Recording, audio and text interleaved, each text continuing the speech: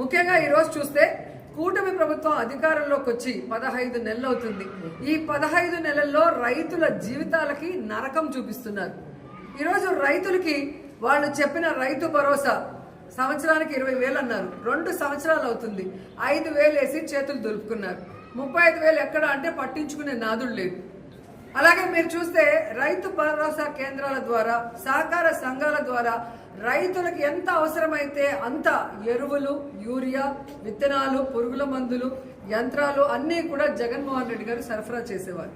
కానీ ఈరోజు కనీసం రైతులు తాము పెట్టుకున్న పంటకి కాపాడుకోవడం కోసం యూరియాని అడగటానికి వెళ్తే యూరియా లేదు.